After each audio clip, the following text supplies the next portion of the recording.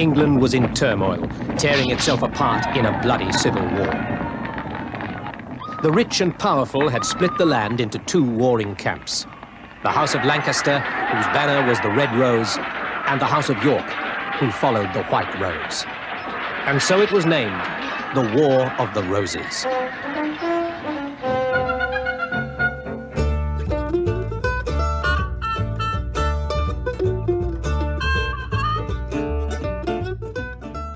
Hello everybody and welcome to another edition of Ear Read This, a podcast providing critical introductions to our favourite works of literature.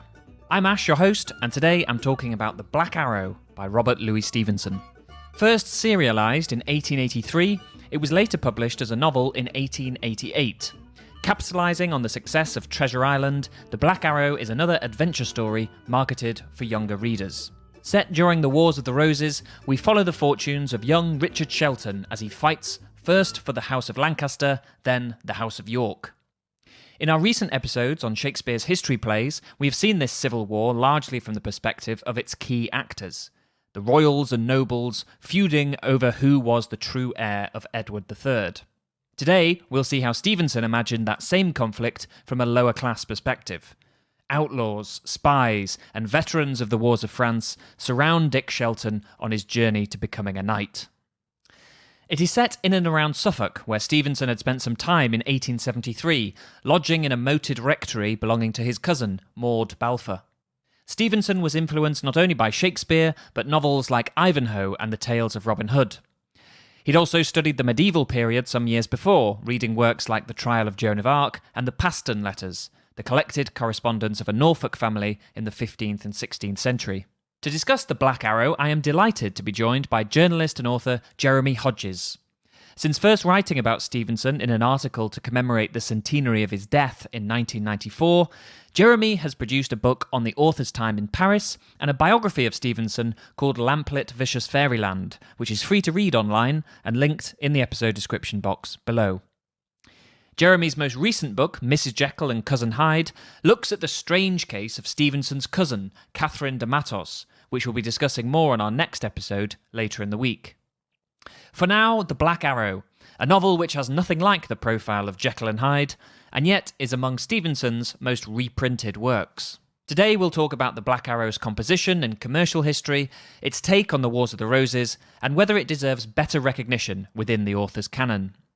Stevenson made his own opinion clear when he wrote to William Archer in 1894. I find few greater pleasures than reading my own works, but I never read The Black Arrow. I mean, he didn't think much of it, did he, Robert Louis Stevenson? No. There's a long history. It was a potboiler. Treasure Island had been written for Young Folks magazine, whose editor was a chap called Henderson, who had actually he'd gone up to Braemar to see Stevenson at the time when Stevenson was locked up in a wet cottage in Braemar, very bored, and was writing this story to amuse his stepson, Lloyd Osborne. Mm. And the chap Henderson actually went off with a fistful of proofs of Treasure Island and said, I'd like to run serialize these in Young Folks magazine. Can you keep writing? And of course, Stevenson then had to sort of finish the book, which was very difficult when it broke down halfway through. And because of his health, he ended up in Switzerland. And he then sort of wrote the second half of Treasure Island in Switzerland. Anyhow, that's sort of, the long story. But the short story is that it went okay in Young Folks, although not a huge success as some other serializations. But it then came out as a book. And it was a huge smash hit with adults rather than kids. Mm. And notoriously, the Prime Minister, William Gladstone, who Stevenson hated because the Stevensons were Tories and Gladstone was a Liberal. He'd been a Tory who defected to the Liberals, which is even worse. So they hated Mr. Gladstone. And Stevenson was most pissed off to discover that Gladstone had been so captivated by Treasure Island that he'd stayed up all night to read it at a sitting. Must have stung. And to which Stevenson, rather than being pleased that the Prime Minister had read his book at one shot, said Mr. Gladstone would have done better to attend to the affairs of England, because this was at the time of General Gordon's death at Khartoum and, sort of huge national disgrace on the international stage. So Henderson thought, well, right, we'll have another one of these because it's obviously successful. Stevenson at this stage, as always, needed the money. He got financial help from his parents all his life, but he was desperately trying to support himself by writing. So he came up with this other one. But from the very start, when he started writing it, he described it to his friends in letters as tushery. This was his sort of polite phrase for crap. He knew he was writing crap, but being a very good writer, even when he was writing crap, it was good stuff. And later, when it got turned into a book, and he revised it before it came out as a book, and he then said, actually, it's not half as bad as I thought it was. So there we go. We've also got the dedication to his wife. His wife, Fanny Osborne, the American lady, who she was married at the time. He ran away to the States to meet up with her, to persuade her to leave her husband, divorce him. They got married in the States and then came back, much to the chagrin of some of his literary friends. But he always got his wife to read whatever he wrote first and to give her comments on it. He used to call her the critic on the hearth, a pun on Dickens's Cricket on the Hearth. Because they would sit by the fireside, she would read his stuff and basically tear it to pieces and say, I didn't like this, I didn't like that, or whatever. And they'd have a good old argument about it. So he bounced all his stuff off her. He writes in his facetious dedication to Fanny of The Black Arrow, it's the one book that he dedicated to her. He said, I've watched with interest, with pain, and at length with amusement, your unavailing attempts to peruse The Black Arrow. And I think I should lack humour indeed if I let the occasion slip and did not place your name in the flyleaf of the only book of mine that you have never read and never will read. She just found it unreadable. It wasn't her cup of tea at all. No. But he then says later on, in the eyes of readers who thought less than nothing of Treasure Island, and this is the young folks, because Treasure Island wasn't a huge success as a kid's story in a serialization. It was, when it came out as a book, that it was a smash. In the eyes of readers who thought less than nothing of Treasure Island, The Black Arrow was supposed to mark a clear advance. It was better stuff for young readers. And those who read volumes and those who read story papers belong to different worlds. And I think that's the key to it. And it was written, when you look at it, it's like a long comic strip that doesn't have the illustrations. Stevenson provides the illustrations with his descriptions. He's a great describer. It's very, very visual. And that's what impressed me about it. The way he was able to create this whole sort of medieval scene. Yeah. All the places in forests and the landscape of England, with which he wasn't particularly familiar. And he basically faked it. And he had various sources. When he was a kid, as you may know, he used to go and stay quite often at his grandfather's house in Colinton, at the manse in Colinton. His grandfather, the Reverend Lewis Balfour, was the minister there. And his Aunt Jane, his mother's sister, was acting as housekeeper. And she would look after all these various expat kids who would stay there because their parents were working for the British Empire away in India or wherever. And Lewis would go there. Everybody called him Lewis, not Robert.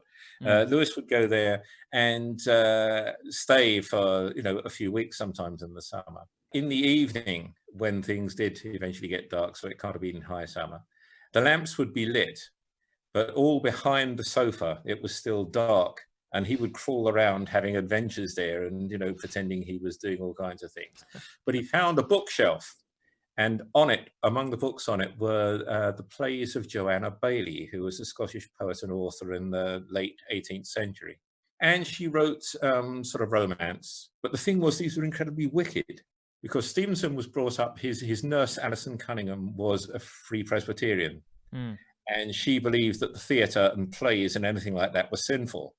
And this got drummed into poor Lewis when he was young. He soon got rid of it when he was older. So he would sit there behind the sofa, probably getting just about enough light coming over, and he would sit and read Joanna Baillie as if it was sort of pornography, when all it was these plays with sort of rural English settings of castles and convents and the general sort of romantic stuff.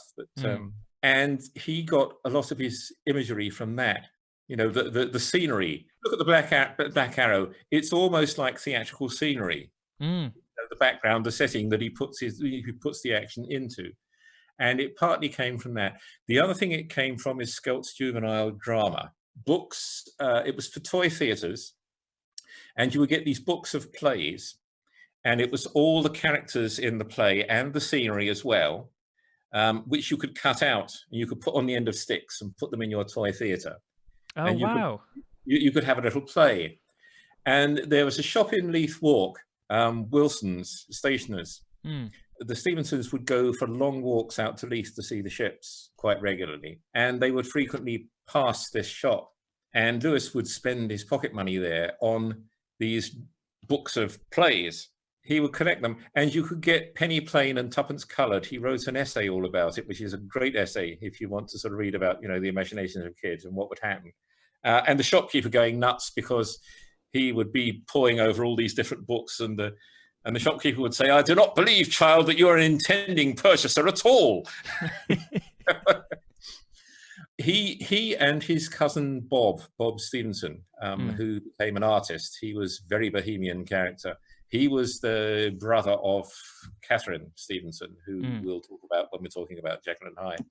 But Lewis and Bob used to take this stuff back to Heriot Row. Bob would come and stay at Heriot Row, the Stevensons' main house in Edinburgh, and they would spend ages colouring in all the characters and the scenes. They didn't cut them out because they thought that would rather spoil it, and I don't think they ever put them on the end of sticks and had the plays.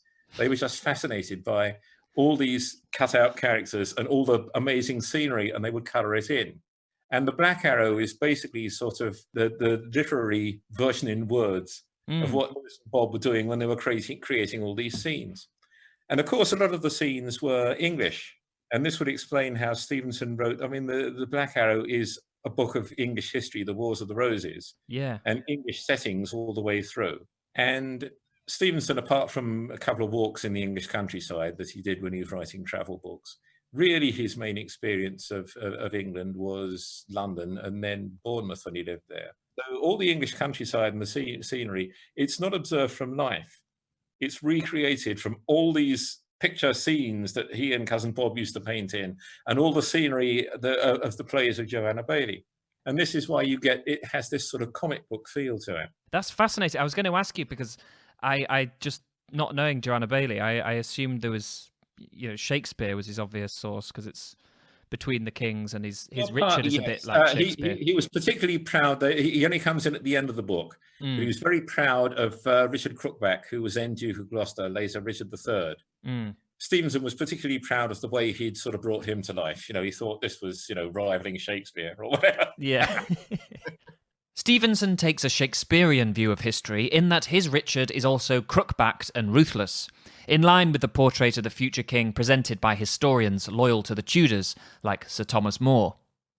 Stevenson also follows Shakespeare's lead in making his Richard active rather earlier than the historical Richard was, and refers to him as Gloucester before he was made a duke.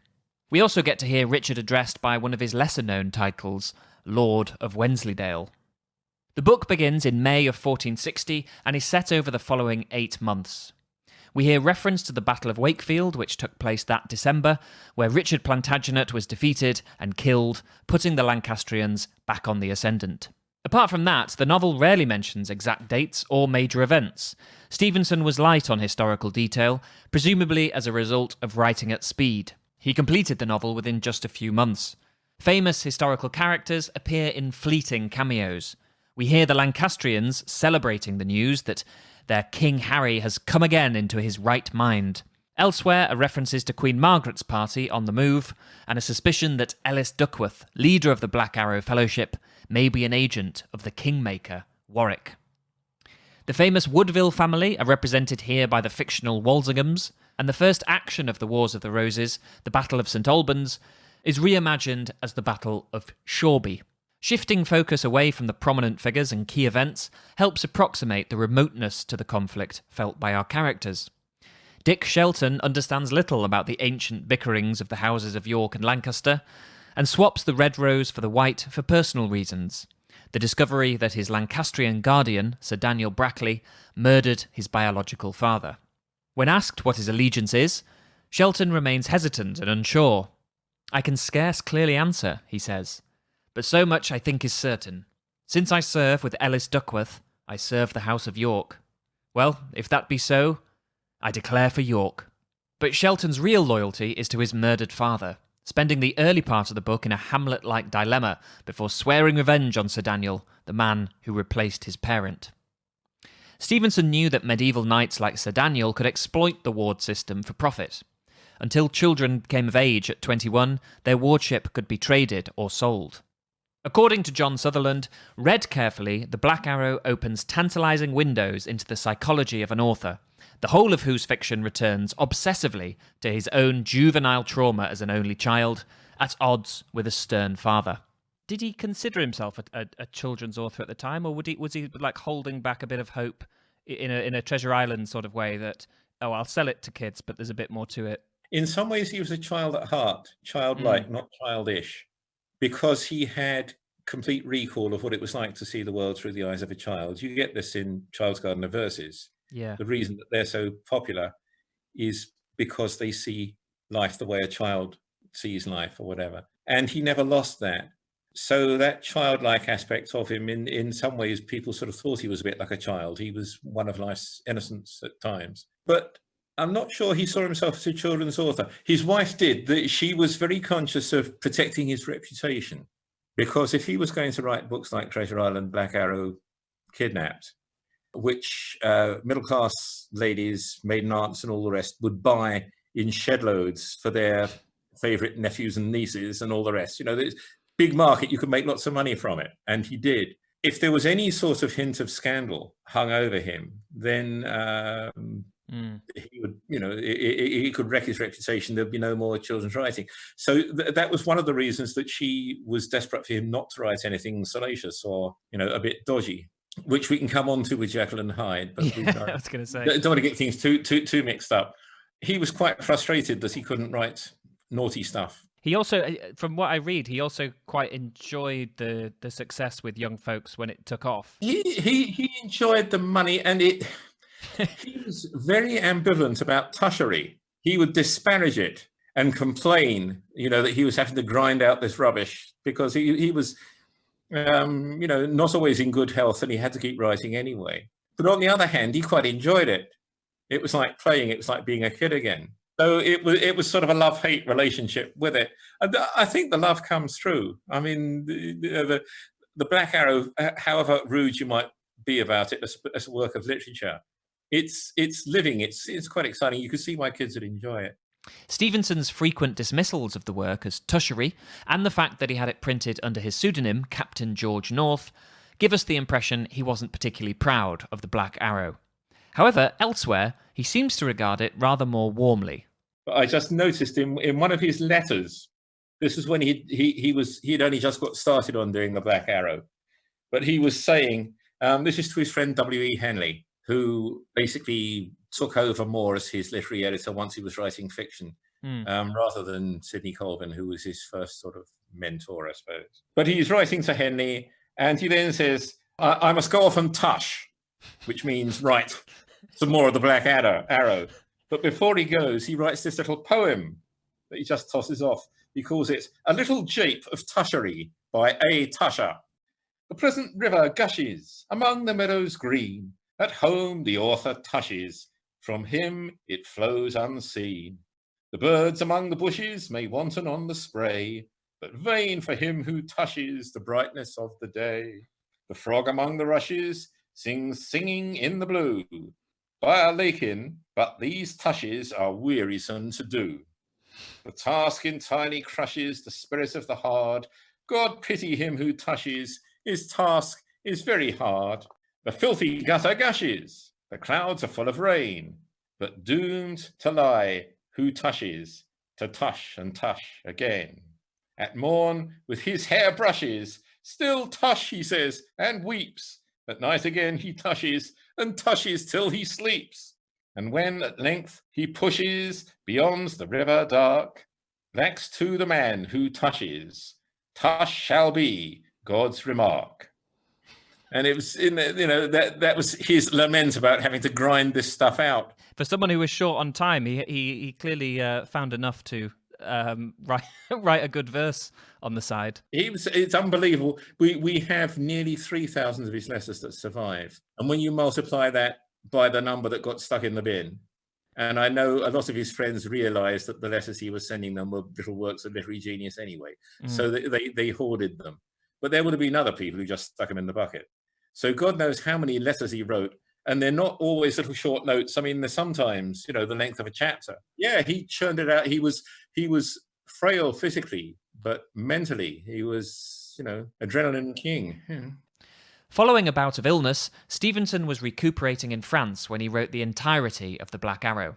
It was released in Young Folks magazine in 17 weekly instalments, throughout which Stevenson was just managing to keep a day or two ahead of schedule. He started the project on the 26th of May, 1886, and the first issue was released on the 30th of June. Appropriately, The Black Arrow was written at a whistling speed, but this did result in some oversights. At the beginning of the novel, the Fellowship of the Black Arrow send a doggerel warning to their enemies. I had 4 black arrows under my belt, 4 for the griefs that I have felt, 4 for the number of ill men that have oppressed me now and then. It goes on to name the 4 men, including Sir Daniel for his part in the murder of Richard's father. The Fellowship signed the letter John Amend All, which Stevenson had taken from Robin Amend All, leader of a genuine group of northern rebels during the Wars of the Roses. Later, Stevenson realised he had not remembered to amend quite all. Another of the 4 targets named in the letter was Oliver Oates, who unexplainably escapes being shot with a black arrow as promised. Pressed for a reason why he let this villain off the hook, the author replied, I blush to say it, clean forgot him. Unfortunately, this is a mistake in my book as well. Because, I went to check in Stevenson's letters. The story was The Black Arrow came out originally as a serialized story for Young Folks magazine, for young people, sort of 10-year-old upwards, something like that. And he was getting towards the end of the book, and it was actually a proofreader at the magazine who sort of queried it and said, by the way, one of your characters, you haven't killed them off yet. And you're getting to the end of the book, and we don't know what's, we're left with, both feet firmly in midair. And I committed the cardinal sin of just writing off the top of my head, and I said it was Sir Daniel Brackley who gets killed off by the Black Arrow towards the end of the book. And it actually wasn't. It was Sir Oliver Oates, who is the villainous parson. He's another baddie in the book. And he sort of disappears about 5 chapters before the end, sort of goes out of the room or whatever. And we know that he's on the Black Arrow's hit list, but he's never heard of again, or he was never heard of again in the serialization. And this proofreader spotted it and queried it. And Stevenson wrote him back a grovelling apology of a letter saying how embarrassed he was and how he'd fixed it, and he'd sent him the stuff. It takes a lot of trawling through to find out exactly what happens to Sir Oliver. But after Sir Daniel has been bumped off, Dick Shelton then is having a conversation with Ellis Duckworth, who is the Black Arrow, alias John Amendall or whatever. Duckworth is expressing a certain amount of remorse for having bumped all these off. And Dick says, well, actually, would you mind not bumping off Sir Oliver? And Ellis Duckworth says, no, I'm sorry, or words to that effect. So we're actually left with the fact that, the Black Arrow is still around the corner for Sir Oliver, but it hasn't actually happened yet. Hasn't landed. Yes, which is really quite clever, because you keep wondering, when is Sir Oliver going to get bumped off? But it's obviously after the end of the book. So I was going to say, I mean, it's maybe a bit of an anachronism to say, but it does read in a weirdly kind of cinematic way. In that there's characters talking, and suddenly an arrow will sort of land in their throat or something. Yeah, it's actually a real page turner, which is why the kids loved it. I mean, adults would be rude about it, but kids thought it was great. The Black Arrow bears the marks of serialization. Almost every weekly 2-chapter segment ends on a cliffhanger. Getting Stevenson to write a historical adventure story had been the idea of James Henderson, editor of Young Folks, who had already serialized Treasure Island.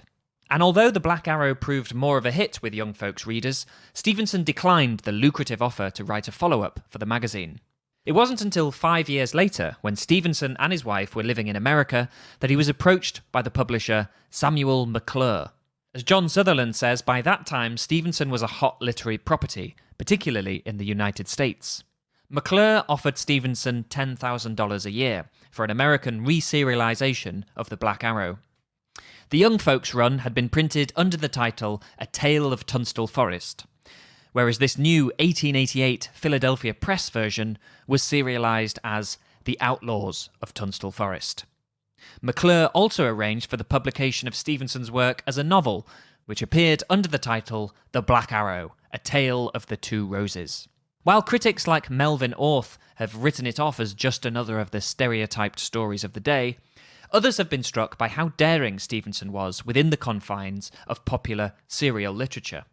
J.C. Furness, for example, says that the conventions of the boy's story were based on rights and wrongs. To enlist the hero with the white rose should have made the red a villainous cause by definition, but Stevenson dryly lighted up the futilities of medieval dynastic wars, and the triumph of right, if it can be considered to occur, is chillingly incidental. What might surprise modern readers aware of the original intended audience is the violence of the book. The novel opens with Nicholas Appleyard, veteran of Agincourt and first victim of the Black Arrow, shot clean through the shoulder blades. Victorians were fine about death. Violence was fine. They were terrified of sex. Absolutely terrified. And children's writing at the time would often even have disclaimers at the start of it saying there's nothing here to concern the worried parents that their children were likely to be corrupted by reading this stuff. And of course, quite often it was completely wrong. Stevenson he found a whole pile of back copies of a magazine that ran a big long serial called The Knight of the Road, which is all about Dick Turpin. And it was written by an alcoholic called Edward Viles, who basically wrote for drink. And his output was phenomenal. The Knight of the Road, I think, went on for about 2 years, and God knows how many thousand miles on the road, all about Dick Turpin. But it would have sort of scenes in it. I mean, at one point, Dickie's sort of climbing over the roof of some houses, and he slips down through a skylight and finds himself in this attic. And there's this young girl of 17, almost completely divested of her clothing, being thrashed with a belt by this horrible old crone, and he rescues her. But the whole sort of atmosphere is sort of charged with adolescent sex. And this is the sort of thing that if the Victorian parent actually saw it, they would be horrified that their children were reading it. And Stevenson, it wasn't just Alison Cunningham, his nurse, who didn't like him reading plays or novels even. It had to be improving works. But if he got his hands on penny dreadfuls and sort of cheap literature like this, he would have to hide it from his parents. And when they stayed at Swanston, their summer cottage just on the edge of Edinburgh, he would hide it outside underneath stones or in little hidey holes on the Pentland Hills up back. Later on, the son of John Todd, the shepherd that Stevenson became friendly with, they'd go for big long walks over the Pentland Hills. Todd's son would recall how he had found some of this stuff tucked away in odd places because Stevenson couldn't have it in the house in case his parents found it and he got a row. Anything sort of lurid and in the slightest bit sexual was a no-no in children's literature. But violence, no, killing people off, having black arrows go through people and having them drop dead here, there and everywhere, it was fine. For some reason or other, it didn't matter. Stevenson signs off his tongue-in-cheek dedication by correctly predicting the fate of the Black Arrow. Those who read volumes and those who read story papers belong to different worlds. The verdict on Treasure Island was reversed in the other court. I wonder, will it be the same with its successor? Although occasionally reappraised by critics like John Goldsworthy, who called the book a lively picture of medieval times, The Black Arrow has in recent years received far less attention than other Stevenson works. In the Edinburgh Companion to Robert Louis Stevenson, it is mentioned only twice in passing. Stevenson himself held much higher hopes for Prince Otto, a novel he was writing around the same time. The Black Arrow was to be what John Sutherland called a left-hand production, a relaxation from the stress of composing something worthy of Stevenson's genius. Prince Otto was like the antithesis. He was convinced that Prince Otto was a literary masterpiece. Yeah. It's incredibly stylish and polished, very sort of erudite. I've read it a couple of times and I can't for the life of you tell you what it's about. The story is that bad. It's sort of stylistically brilliant, story-wise terrible. Mm. And it was written, not quite, but most of it, before Fanny, his wife Fanny Stevenson, gave her input. And a lot of people hate his wife and think she was this coarse American who, ruined his style and all the rest. But she actually forced him to write commercially. And this is why Stevenson was a bestseller rather than some obscure literary character who, didn't get anywhere very far. And before he met her, he was writing essays. Again, beautiful, stylish essays. Dictionaries of quotations have heaps of quotable quotes from Stevenson's essays. He had, the mot juste, the pithy comment, the clever summing up of some aspect of human nature. He'd get those in his essays, but they were really triumph of style over substance. And it was only after he met Fanny that he wrote commercially. He wrote stories. Sidney Colvin, his first literary mentor, again was keen for him to write essays and literary things and criticism and whatever. But it was only really through young folks and writing for children that he realized that his strength was fiction. Treasure Island, Kidnapped, Black Arrow got him writing, in full color, vividly, with the characterization, with great dialogue, with, it was living. It wasn't just a stylish commentary on some trivial aspects of life. I think it was largely due to his wife that he realized he could do this. Mm. And once he started writing fiction, there was no stopping him. That was really his métier. And the travel books are pretty damn good as well. But Reflecting on the novel, Stevenson wrote, "I had one moment of pride about my poor Black Arrow. Crookback, I did, and I do, think is a spirited and possible figure." The future Richard III held a fascination for Stevenson, as he explained to Sidney Colvin. "He is a fellow whose hellish energy has always fired my attention. I wish Shakespeare had written the play after he had learned some of the rudiments of literature and art, rather than before. Some day I will re-tickle the sable missile and shoot it once more into the air. I can lighten it of much and devote some more attention to Dick o' Gloucester. It's great sport to write tushery." Some critics have suggested that Gloucester serves as a doppelganger to our hero. Both are Richards, and both are the same age in the novel. "One Richard for another," says Gloucester to Dick Shelton. "I tell you, if I rise, ye shall rise by the same ladder." John Sutherland calls Gloucester Shelton's murderous alter ego, his Edward Hyde, and the future King of England bears a passing resemblance to the author himself, another deformed and sickly boy, pale as linen, but with eyes shining like a strange jewel. By the end of the novel, having observed Crookback's hunger for fame and vindictive behaviour, Shelton turns his back on action as mere shuttle-wittedness.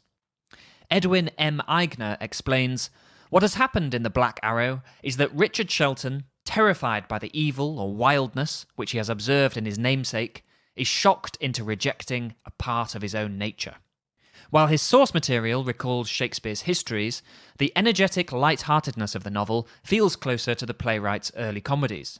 There are even Shakespearean antics involving cross-dressing love interests roaming the woods.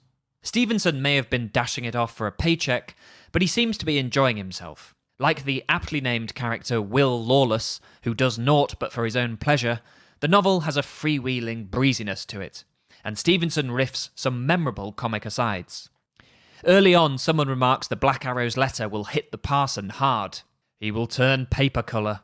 He will pray like a windmill." Later, an agent's skills are complimented. "He was keen as a beagle and secret as a mole."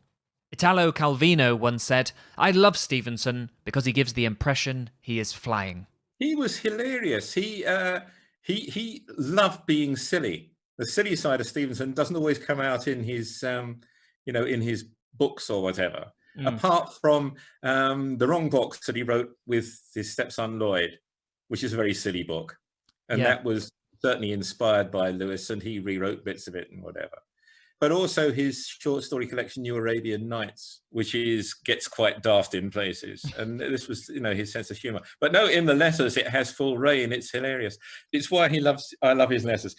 Years and years ago, when I was a student, and I'd write letters to my friends, because in those days we didn't have emails and whatever. And you'd write all sorts of crap, and you'd pretend to be literary, and you'd put in all sorts of silly visual jokes and all the rest. And I thought, it was just me and my pals that did stupid things like this. And to actually discover somebody who's sort of an A-list literary giant who also wrote bloody silly stuff like this in his letters, I thought, this is marvellous. And that brings us to the end of today's episode on the Black Arrow.